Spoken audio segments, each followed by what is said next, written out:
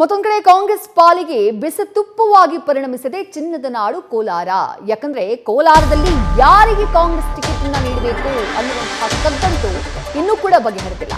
ನಾಯಕರ ಅಸಮಾಧಾನ ಮುಂದುವರೆದಿದೆ. ಮುನಿಯಪ್ಪ ಕುಟುಂಬಕ್ಕೆ ಟಿಕೆಟ್ ನ ನೀಡುವುದಕ್ಕೆ ಭಾರೀ ವಿರೋಧ ವ್ಯಕ್ತವಾಗ್ತಾ ಇದೆ. ಮುನಿಯಪ್ಪ ಕುಟುಂಬಕ್ಕೆ ರಮೇಶ್ ಕುಮಾರ್ ಬಣ ವಿರೋಧವನ್ನ ವ್ಯಕ್ತಪಡಿಸ್ತಾ ಇದೆ. ಯಾವುದೇ ಕಾರಣಕ್ಕೂ ಅವರ ಕುಟುಂಬಸ್ಥರಿಗೆ ಟಿಕೆಟ್ ನೀಡಬಾರದು. ಇಫ್ ಇನ್ ಕೇಸ್ ಮುನಿಯಪ್ಪ ಅವರೇ ಸ್ಪರ್ಧೆ ಮಾಡ್ತಾರಾ, ಹಾಗಿದ್ರೆ ಓಕೆ ಟಿಕೆಟ್ ಕೊಡಿ, ಅದರ ಬದಲಾಗಿ ಅವರ ಕುಟುಂಬಸ್ಥರಿಗೆ ಟಿಕೆಟ್ ನೀಡುವಂತಹ ಕೆಲಸವನ್ನ ಮಾಡಬೇಡಿ ಅಂತ ಹೇಳಿ ಪಟ್ಟನ್ನ ಹಿಡಿದಿದ್ದಾರೆ.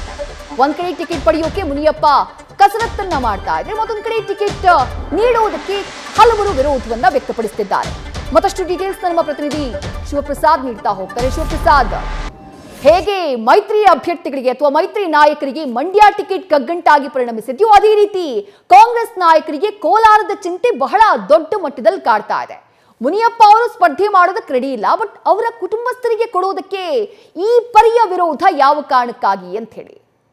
ಖಂಡಿತವಾಗಿ ವಿದ್ಯಾಶ್ರೀ, ಈಗಾಗಲೇ ಕೋಲಾರ ಟಿಕೆಟ್ ವಿಚಾರ ಕುರಿತಂತೆ ಸಾಕಷ್ಟು ಕಗ್ಗಂಟಾಗಿದೆ. ಈ ವಿಚಾರ ಕುರಿತಂತೆ ಹೈಕಮಾಂಡ್ ಅಂಗಳಕ್ಕೆ ಕೋಲಾರ ಅಭ್ಯರ್ಥಿ ಯಾರಾಗಬೇಕು ಎಂಬತಕ್ಕಂಥ ವಿಚಾರವನ್ನ ರಾಜ್ಯ ನಾಯಕರು ಕೊಂಡೊಯ್ದಿದ್ದಾರೆ.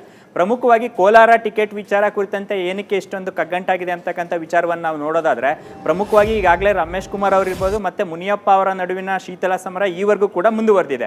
ಅಂದರೆ ಕಳೆದ ಸಾರ್ವತ್ರಿಕ ಚುನಾವಣೆ ಇರ್ಬೋದು, ಕೋಲಾರ ಜಿಲ್ಲೆಯ ವಿಚಾರಗಳು ಬಂದಂಥ ಸಂದರ್ಭದಲ್ಲಿ ಸಾಕಷ್ಟು ಗೊಂದಲದ ವಾತಾವರಣ ಮತ್ತು ಅಸಮಾಧಾನದ ವಿಚಾರಗಳು ಸಾಕಷ್ಟು ಜಗಜ್ಜಾಹೀರಾಗಿತ್ತು. ಸದ್ಯ ಈಗ ಈ ವಿಚಾರ ಇನ್ನೊಂದು ಲೋಕಸಭೆ ಚುನಾವಣೆಗೂ ಕೂಡ ಈಗ ಮುನ್ನೆಲೆಗೆ ಬಂದಿದ್ದು, ಪ್ರಮುಖವಾಗಿ ಯಾವುದೇ ಕಾರಣಕ್ಕೂ ಕೂಡ ಕುಟುಂಬದವರಿಗೆ ಟಿಕೆಟನ್ನು ಕೊಡಬಾರ್ದು. ಅಂದರೆ ಮುನಿಯಪ್ಪ ಅವರು ಸಚಿವರಾಗಿದ್ದಾರೆ, ಅವ್ರ ಮಗಳು ಶಾಸಕಿಯಾಗಿದ್ದಾರೆ. ಈಗ ಮತ್ತೊಮ್ಮೆ ಅವರ ಕುಟುಂಬಕ್ಕೆ ಟಿಕೆಟ್ ಕೊಟ್ಟಂತ ಸಂದರ್ಭದಲ್ಲಿ ಸಹಜವಾಗಿ ಕೋಲಾರ ಜಿಲ್ಲೆಯಲ್ಲಿ ಇರ್ತಕ್ಕಂಥ ಇತರ ನಾಯಕರು ಈ ವಿಚಾರ ಕುರಿತಂತೆ ಅಂದ್ರೆ ಸಹಜವಾಗಿ ಚುನಾವಣೆ ಪ್ರಕ್ರಿಯೆಯಿಂದ ದೂರ ಉಳಿಬಹುದು, ಅಂದ್ರೆ ಕಾಂಗ್ರೆಸ್ ಅಭ್ಯರ್ಥಿಗೆ ಹಿನ್ನಡೆ ಆಗಲಿದೆ ಅಂತಕ್ಕಂಥ ಅಭಿಪ್ರಾಯವನ್ನು ಕೂಡ ಮಂಡಿಸ್ತಾ ಇದ್ದಾರೆ. ಇದರ ಜೊತೆಗೆ ಕಳೆದ ಸಾರ್ವತ್ರಿಕ ಚುನಾವಣೆಯಲ್ಲಿ ಕಾಂಗ್ರೆಸ್ ಅಭ್ಯರ್ಥಿಗಳ ಗೆಲುವಿಗೆ ಪೂರಕವಾಗಿ ಮುನಿಯಪ್ಪ ಅವರು ಕೆಲಸ ಮಾಡಲಿಲ್ಲ ಅಂತಕ್ಕಂಥ ವಿಚಾರ ಕೂಡ ಇದೆ. ಇದರ ಜೊತೆಗೆ ಇನ್ನು ಕೋಲಾರ ಜಿಲ್ಲೆಯಲ್ಲಿ ಪ್ರಮುಖವಾಗಿ ಈಗಾಗಲೇ ಮೈತ್ರಿ ಅಭ್ಯರ್ಥಿ ಕಣಕ್ಕಿಳಿಯೋದ್ರಿಂದ ಕಾಂಗ್ರೆಸ್ ಅಭ್ಯರ್ಥಿಯನ್ನ ಪ್ರಬಲವಾದವ್ರನ್ನ ಇಳಿಸಬೇಕು ಎಂಬತಕ್ಕಂಥ ವಾದ ರಮೇಶ್ ಕುಮಾರ್ ಅವರದ್ದು ಕೂಡ ಆಗಿದೆ.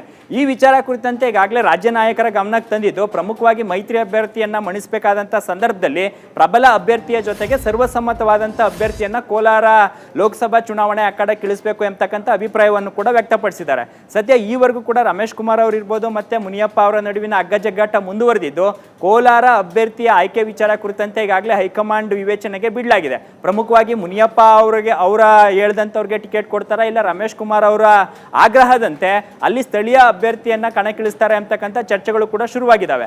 ಅದೇನೇ ಇದ್ರೂ ಸಹಿತವಾಗಿ ಕೋಲಾರ ಕಗ್ಗಂಟು ಈವರೆಗೂ ಕೂಡ ಮುಂದುವರೆದಿದ್ದು, ಪ್ರಮುಖವಾಗಿ ರಮೇಶ್ ಕುಮಾರ್ ಅವರು ಒಂದ್ ಕಡೆ ತಮ್ಮ ಬಣದವ್ರಿಗೆ ಅಂದ್ರೆ ಮುನಿಯಪ್ಪ ಅವರ ಕುಟುಂಬದವರನ್ನ ಹೊರತುಪಡಿಸಿ ಇತರರಿಗೆ ಟಿಕೆಟ್ ಕೊಡಿ ಅಂತಕ್ಕಂಥ ಆಗ್ರಹವನ್ನ ಮಾಡ್ತಾ ಇದ್ರೆ, ಶತಾಯಗತಾಯ ತಮ್ಮ ಕುಟುಂಬಕ್ಕೆ ಟಿಕೆಟ್ ಕೊಡಬೇಕು ಎಂಬತಕ್ಕಂಥ ಆಗ್ರಹವನ್ನ ಮುನಿಯಪ್ಪ ಅವರು ಮಾಡ್ತಾ ಇದ್ದಾರೆ. ಹಾಗಾಗಿ ಸದ್ಯ ಲೋಕಸಭೆ ಚುನಾವಣೆ ಸಮೀಪಿಸ್ತಾ ಇರ್ತಕ್ಕಂಥ ಈ ಸಂದರ್ಭದಲ್ಲಿ ಈ ಇಬ್ಬರ ನಡುವಿನ ಗೊಂದಲ ಒಂದ್ ಕಡೆ ಆದ್ರೆ, ಇನ್ನೊಂದ್ ಕಡೆ ಕೋಲಾರ ಅಭ್ಯರ್ಥಿ ಆಯ್ಕೆ ವಿಚಾರದ ಕಗ್ಗಂಟು ಈವರೆಗೂ ಕೂಡ ಮುಂದುವರಿತಾ ಇದೆ.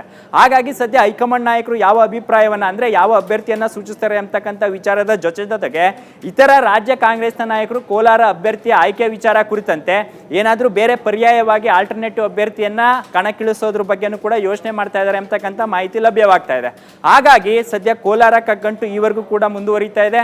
ಸಹಜವಾಗಿ ಮುನಿಯಪ್ಪ ಅವರನ್ನ ಸಮಾಧಾನ ಪಡಿಸೋದ್ರ ಜೊತೆಗೆ ರಮೇಶ್ ಕುಮಾರ್ ಅವರ ಅಭಿಪ್ರಾಯಕ್ಕೂ ಕೂಡ ಮಾನ್ಯತೆಯನ್ನ ನೀಡಬೇಕು ಎಂಬತಕ್ಕಂಥ ಆಗ್ರಹ ಸ್ಥಳೀಯ ಕೋಲಾರ ಭಾಗದ ಕಾಂಗ್ರೆಸ್ನ ಶಾಸಕರದ್ದು ಮತ್ತೆ ಮುಖಂಡರದ್ದಾಗಿರ್ತಕ್ಕಂಥದ್ದು. ವಿದ್ಯಾಶ್ರೀ, ಥ್ಯಾಂಕ್ ಯು ಶಿವಪ್ರಸಾದ್, ತಮ್ಮೆಲ್ಲ ಡೀಟೇಲ್ಸ್ಗೆ.